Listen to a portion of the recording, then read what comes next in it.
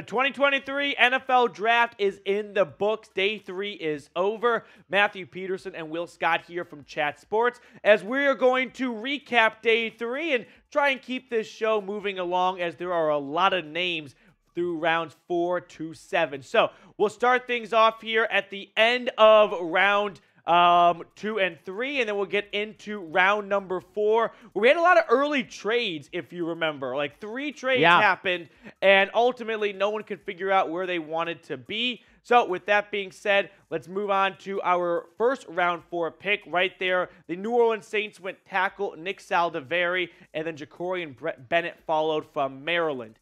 Moving on here in round number 4, you had Kelee Ringo. Will, fun pick. Eagles traded a future third for him. Yeah, so what happened was before the day started, you had 3 teams trade up before the 4th round began. The Eagles were that 3rd team that trade up. They got their guy, Kelee Ringo, yet another Georgia defender drafted by Philadelphia. Blake Freeland, a big tackle, went to from BYU, went to the Colts right afterwards. More picks here as we just start to move along here in day 3 of the NFL Draft. Dylan Horton, good edge rusher out of TCU, goes to Houston. You had Rashawn Johnson, a running back, land in Chicago. What about Clark Phillips, cornerback, going to Atlanta? Will, anything jumping out to you? I really like the Chandler Zavala pick here for Carolina. I think he could start along that Panthers offensive line, protect Bryce Young. Did not allow a sack this past season at NC State. A lot of starting experience at left guard. Next batch of picks here from round number 4. Carter Warren, tackle to the New York Jets. They just got Aaron Rodgers. Now they try and add some depth at the offensive line. Who was the biggest winner of the NFL Draft? You can say the Eagles. You can say the Texans. Very easy things to do. The challenge is, can you dig a little bit deeper, or do you want to go surface level? Will? I'm going to say Eagles. I'll go Texans then. There's 3 teams that stood out to me. Philadelphia, Pittsburgh, and the Houston Texans. Those are the 3 clear winners for me. Moving on through day number 3, Darius Davis, a TCU wide receiver. You're going to find out later in this video, he got paired with his old Horned Frog teammate. Running quarterbacks, Jake Haener, a UGA quarterback, also went in this round. And Nick Herbig is off to the Steel City. Tyler Scott, a pick for the Chicago Bears. Will, famous one or favorite one of this bunch here? I'm going to say Dorian Thompson-Robinson to the Cleveland Browns. You can probably speak a little bit more about that, but there were some quarterbacks that were picked before him that I was surprised to see go before DTR. I was higher on DTR than a guy like Aiden O'Connell. Yeah, 5-year starter for the UCLA Bruins. He will compete to be Watson's backup. Darius Rush at the Colts. I like that pick a lot, along with KJ Henry. Moving along here through some more picks, the Jets add some depth at running back. And then you also see one of my favorite players in this draft, Jamie Robinson, a Carolina Panther. Yeah, he's going to be great in that Carolina defense. Great value there in the 5th round. Also, really like the Noah Sewell pick. That's Penei's brother. Now they're division rivals in Chicago. And then, of course, Penei is in Detroit. Yep. All right, moving on here. We have some other picks as we make our way into round number 5. Mike Morris is going to join a Seattle defense that is just getting better and better.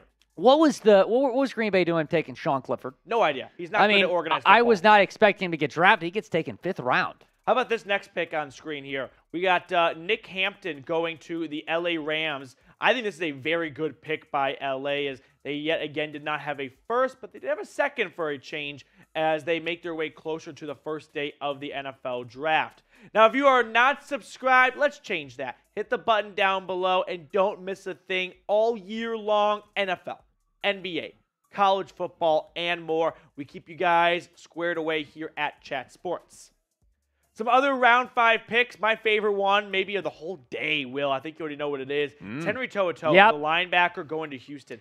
I'm going to call my shot right now. He's starting week 1.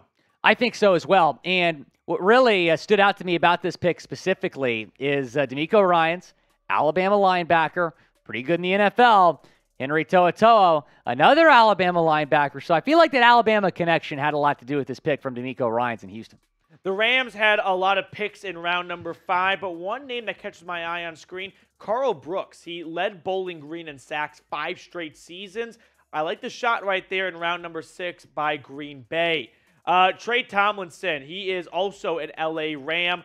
We're talking about the reigning Jim Thorpe winner, right? The best defensive back in the country, and he goes round 6, Will? Yeah, he's 5'7", so a little bit undersized, but he's a lockdown corner at TCU, and when you win the Jim Thorpe Award, you're able to get a Jim Thorpe Award winner in round 6. That is awesome value. Also like the Kayshon Boutte pick from the New England Patriots. Believe it or not, that was the first wide receiver that the Patriots took in this draft. Kayshon Boutte, at the start of this past college football season, was going to be a first-round pick. And his value obviously went down. There was some stuff maybe off the field that hurt his value as well. But, man, round 6, good value for Kayshon Boutte, the LSU product. Speaking of the Rams adding more talent, O'Shawn Mathis, edge rusher from Nebraska, he was a very vital piece of TCU's defense for a while, like this selection, along with Chris Rodriguez going to Washington. And then A.T. Perry, the wide receiver from Wake Forest, all the way at pick 195. How about that Saints wide receiver room? It got even better. Keep an eye on Jose Ramirez. That's my sleeper for someone that's going to make some noise early in their NFL career. Moving along here, we still have a lot of picks to go through, so we'll try and keep this train moving here as we go through round number 6 and get ready for round number 7. Now, first things first, shoot your shot right now. Who will be the number 1 pick in the 2024 NFL? Here, I'm going to pause you right there. I was told like 3 years ago it would be Sam Howell the next year. Then I was told it would be Spencer Rattler. Okay. Oh, that didn't work out. Okay. How many? Bryce Young was somewhat unanimous going to be number 1, and he actually lived up to it. Will Caleb Williams or Drake May keep it going? Spencer Rattler didn't win a Heisman Trophy. That's fair enough. Caleb Williams going to be the number 1 pick. Caleb Williams. And Drake May is going to be the number 2 pick. All right, let's check out round 6, and then we'll get into round number 7 here. Some picks right there from Seattle and Baltimore. I'm a fan of the Jarrett Patterson pick by the Texans, center out of Notre Dame.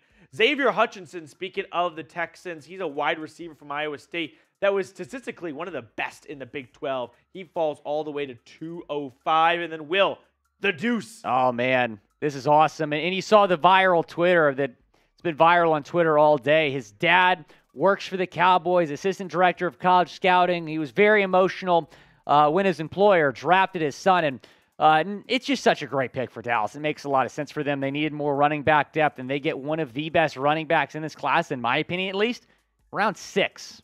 Right before we flip into round number 7, the San Francisco 49ers at pick 216, D. Winters. If you watched that TCU-Michigan game, D. Winters was the guy on TCU who was making all the great plays. Antoine Green, good wide receiver. He was sort of the understudy to Josh Downs at Chapel Hill. Let's continue moving on in round number 7 as we sort of get the dog days of day 3 of the NFL draft. We'll kind of just let the pictures go on screen and let the picks move. And just stop me if you got anything notable in terms of someone who's catching your eye at this point. Jake Witt, tackle. Really cool story. Oh, I love Jake Witt. Love Jake Witt. So Jake Witt, be sure to check out his story. He was a tight end at Northern Michigan. And before that, he was a basketball player at Michigan Tech. He transferred to Northern Michigan when he'd be just a regular student. He gets on the football team. He's a tight end. The offensive line goes down. Pretty much the entire offensive line gets hurt in the Division II National Championship game. He moves from tight end to O-line in that game and becomes one of the best offensive linemen in Division II. Now, this is the part of the video where we ask you guys to kindly subscribe, and I'm going to give you a different reason why than maybe the previous couple of weeks, because the NFL draft is over. This channel might become a little bit dormant, but you will thank yourself next year around January or February when draft talk really starts to heat up and you're subscribed and you are in the know right from the jump. Moving on, Kenny McIntosh, another Seahawk running back drafted. What is Seattle obsessed with there? That's weird. Ryan Hayes, the offensive tackle from Michigan. The Dolphins finally take an offensive lineman with their final pick in round 7. And then Max Duggan, Matthew, not sure if he's going to get drafted. He did. L.A. Chargers taking him in the 7th round. And he joins 2 wide receivers he had in Fort Worth crazy? As well. Moving along, here are some other picks in round number 7. Moro Ojomo, I think this is a good pick by Philly. It's not a Georgia Bulldog, but it is a good interior defensive lineman from Texas. And then as we make our way closer and closer to Mr. Irrelevant, we've got a couple more picks until number 259. Ronnie Bell out of Michigan goes to San Francisco. Travarius Owens from Houston goes to the G-Men. And Jalen Graham, a linebacker from Purdue, is also going to the Bay Area, where San Francisco looks to kind of replenish their defense. Now we start chipping away and making it to Mr. Irrelevant. Wide receiver Grant Dubose goes from Charlotte to Green Bay. Denver takes a center, Alex Forsythe. You really like this pick. I do like this pick, actually. He's got a legit shot of starting week 1, believe it or not, despite being the 257th pick in the draft. Chicago, the second to last pick, snoops up Kendall Williamson, safety out of Stanford, and then Mr. Irrelevant. Yes. Deshaun Johnson, the defensive lineman from Toledo. Last year's Brock Purdy, this year it's Johnson. We'll see if he can have as much success in his rookie season as Purdy had in his. So that is day 3 of the 2023 NFL Draft. Thank you so much for hanging out with us all weekend long. It's a blast. It's personally my favorite 3-4 day stretch of the entire year. So happy that you were able to spend it with us. For Will Scott, Matthew Peterson here, letting you guys go. Day 3 in the books.